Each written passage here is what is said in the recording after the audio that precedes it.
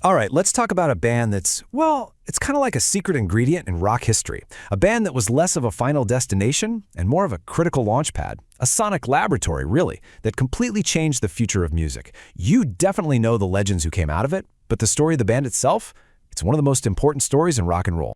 So, let me start by asking you a question. A little pop quiz.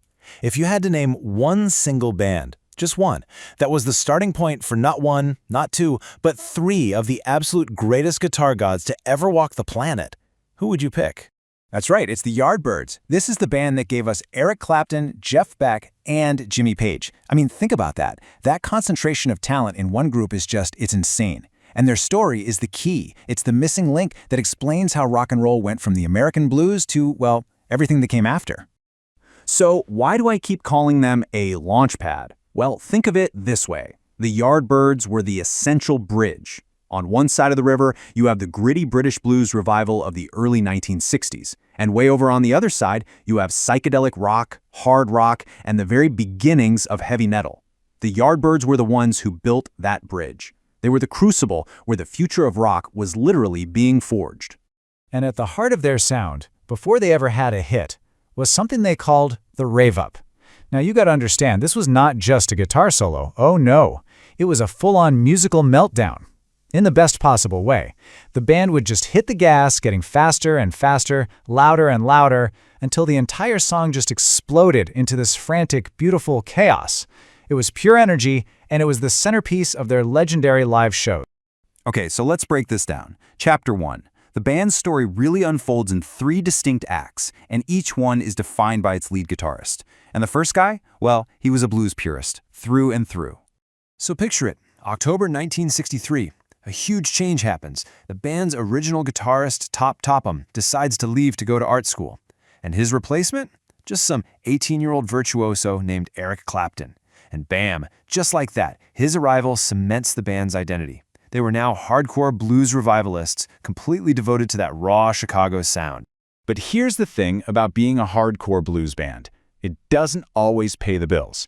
And that fierce dedication was about to cause a massive, massive problem. The record label was breathing down their necks for a hit single. And in 1965, they got one with a song called For Your Love. The only issue? It wasn't a blues song, not even close. It was straight up pop, and it even had a harpsichord. And this just tore the band in two. For the rest of the guys, the song was a commercial lifeline. It was a hit. It meant they could keep playing and have the freedom to experiment. But for Clapton, the blues purist, it was the ultimate sin. A sellout. A complete betrayal of what they stood for. So get this, right as the song is becoming a massive international hit, Eric Clapton quits the band. Just walks out.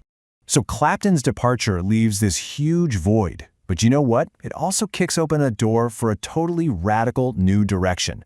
The band was about to slam the brakes on blues purity and embrace a guitarist who was less a student of music and more of a mad scientist of sound.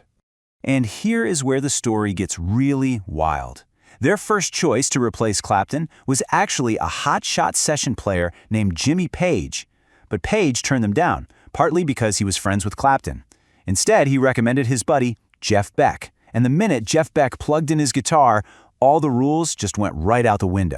And what came next was just an explosion of pure creativity. On Heart Full of Soul, Beck used a distortion pedal to make his guitar sound like an Indian sitar, and this was months before the Beatles did anything similar. On Shapes of Things, he pioneered the use of controlled feedback as part of the music, essentially inventing psychedelic rock right there on the spot. He was single-handedly rewriting what a guitar could even do. I love this quote. This is how Jeff Beck himself described what he was trying to do. He wasn't just playing notes, he was trying to create some weird mist coming from the east. He was painting with sound, creating textures and atmospheres no one had ever heard from an electric guitar before. It was absolutely revolutionary. But the game of musical chairs wasn't over yet. Beck's time in the band was brilliant, but it was also brief and totally volatile. His departure in late 1966 kicked off the final chapter of the Yardbirds, a chapter that would be led by the very man who had turned them down in the first place. So Jimmy Page had actually joined the band earlier, first on bass, and then, for a brief, incredible period, as a second lead guitarist next to Beck. But by the end of '66, Beck was out and Page was in sole command. The Yardbirds were now a lean four-piece, and you could hear Page's vision pushing them towards a much darker, much heavier sound. Even with a producer who just wanted pop hits, Page turned the studio into his own personal laboratory. I mean, just look at this. Playing the guitar with a violin bow, using alternate tunings to get that Eastern vibe. He was already working out the signature techniques and even the musical licks, like the solo from Dazed and Confused that would become the foundation of his next giant project. And this is what they sounded like live by 1968. Their records were sometimes a compromise, sure, but their concerts, they were a whole other beast.